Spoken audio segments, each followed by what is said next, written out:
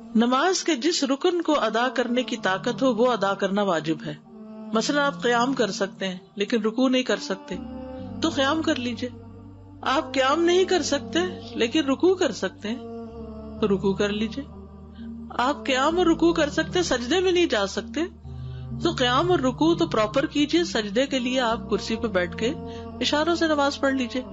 اسی طرح بعض اوقات قیام نہیں ہوتا، جیسے رمضان میں قیام ہوتا ہے نا، قیام اللیل، تو آپ کیا کرتے ہیں، کچھ دیر کھڑے رہتے ہیں پھر بیٹھ جاتے ہیں.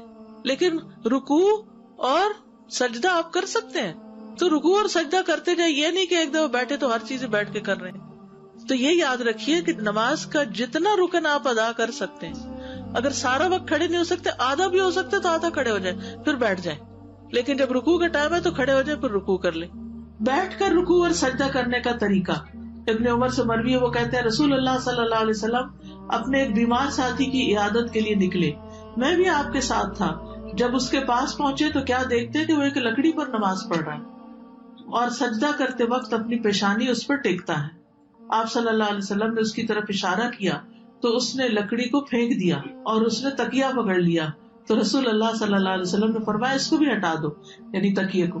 اگر تم استطاعت رکھتے تو زمین پہ سجدہ کرو، نہیں رکھتے تو اشارے سے پڑھو اور اپنے سجدوں کو اپنے رکوع سے زیادہ جھکاؤ. یعنی تکیے، تختے، کسی چیز پہ پڑھنے کی ضرورت نہیں، ٹیبل پہ کسی بھی چیز پہ سر رکھنے کی ضرورت نہیں. اور یہ حدیث یاد رکھیے.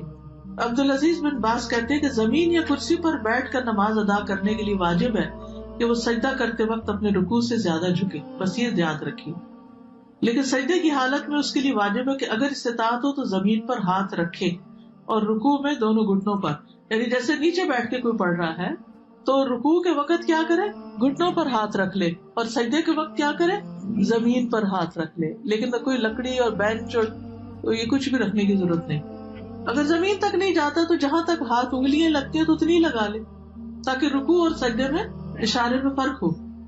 لیکن اگر استطاعت نہ ہو تو اپنے ہاتھ گھٹنوں پر ہی رکھے، جیسا کہ نبی صلی اللہ علیہ وسلم سے ثابت ہے کہ مجھے 7 ہڈیوں پر سجدہ کرنے کا حکم دیا گیا ہے. پیشانی، اور آپ نے ناک کی طرف اشارہ کیا، دونوں ہاتھ، دونوں گھٹنے اور پاؤں کی انگلیاں. اور جو شخص ایسا کرنے سے عاجز ہو اور کرسی پر بیٹھ کر نماز ادا کرے تو اس میں کوئی حرج نہیں. یعنی زمین پہ نہیں بیٹھ سکتا تو کیا کرے، کرسی پہ بیٹھ جائے. فاتقوا اللہ ما استطعتم. نبی صلی اللہ علیہ وسلم نے فرمایا اذا امرتکم بامر فاتوا منہ ما استطعتم. جب میں تمہیں کسی چیز کا حکم دوں تو تم اپنی استطاعت کے مطابق اس پر عمل کرو. رکوع اور سجود میں کمر جھکانے کا طریقہ. اگر کوئی شخص کمر جھکا نہیں سکتا، بعض لوگوں کی بیک کی سرجری ہوتی ہے، جھکا ہی نہیں سکتے، تو وہ سر جھکا لے، گردن ہی جھکا لے. اور اگر اس کی کمان کی طرح پہلے سے ہی دوہری ہو تو ایسا لگتا ہے کہ رکوع کی حالت میں ہے، تو جب وہ رکوع کا ارادہ کرے تو تھوڑا اور جھکے. بعض لوگوں کا کب نکل جاتا ہے نا، کبڑا جیسے ہوتا ہے، اس کی کمر پہلے ہی ایسے ہے، تو وہ کیا کرے، تھوڑا سا اور سر جھکا لے. پھر سجدے کی حالت میں جتنا اس کے لیے ممکن ہو اپنے چہرے کو زمین کی طرف اور زیادہ قریب کرے، جتنا ممکن ہو نیچے تک جائے سجدے میں. یاد رکھیے کرسی پر بھی بیٹھے ہوئے جتنا آپ جھک سکیں جھکتے جائیں. اب صف میں کرسی رکھنے کا طریقہ.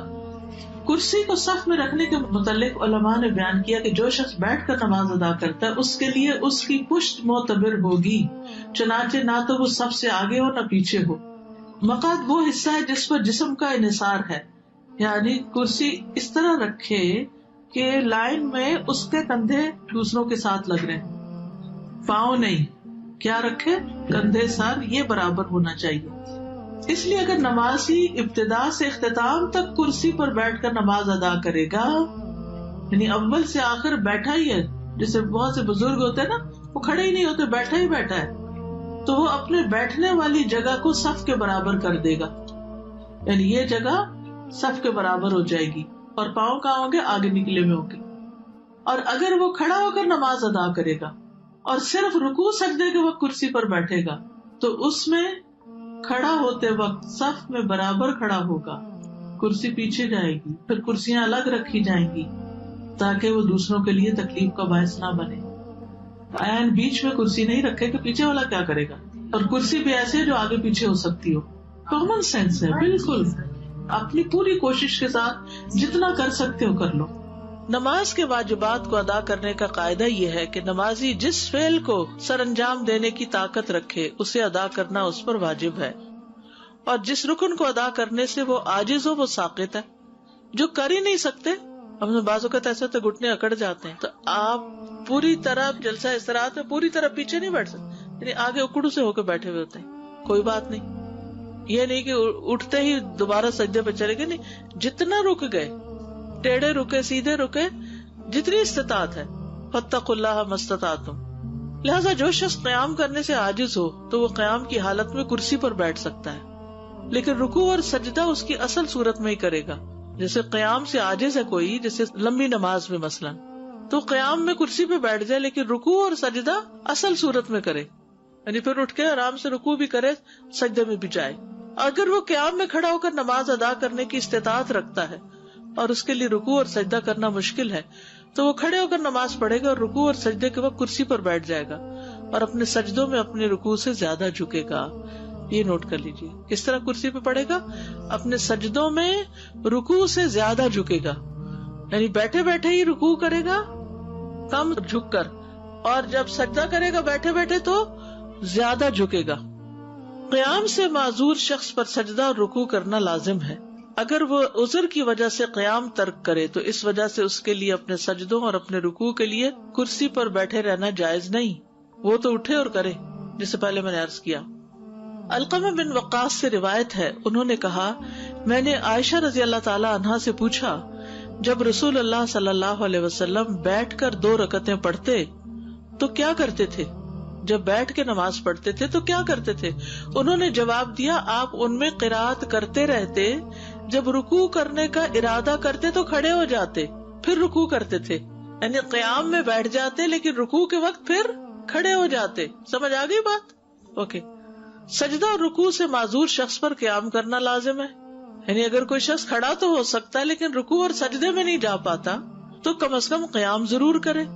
کچھ لوگ ہوتے ہیں قیام کر سکتے ہیں لیکن وضو کیا، جا کے ڈھک کرسی میں بیٹھ گئے اور وہی سارا پڑھا۔ نہیں، اگر آپ کھڑے ہو کے کھانا پکا سکتے کچن میں تو نماز میں آ کے کیوں بیٹھ گئے؟ پھر وہ کبھی کہتے ہیں کہ ہمارے لیے بیٹھنا اٹھنا مشکل تو ہے لیکن اجر بھی ہے، صبح فجر کے وقت بیڈ سے بھی تو اٹھتے ہیں نا ہم۔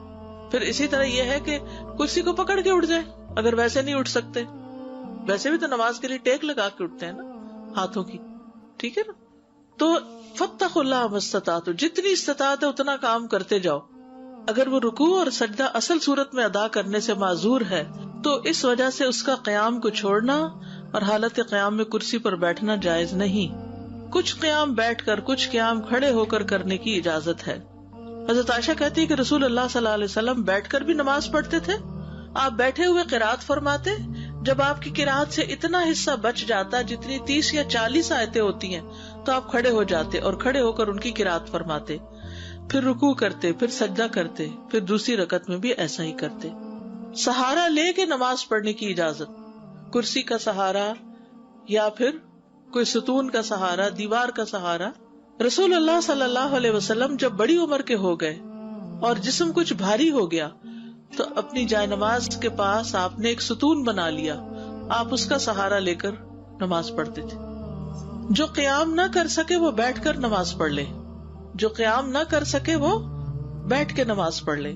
حضرت عائشہ سے روایت ہے کہ کچھ لوگ نبی صلی اللہ علیہ وسلم کی آپ کے ایک مرض کے دوران عیادت کرنے آئے، آپ نے انہیں بیٹھ کر نماز پڑھائی۔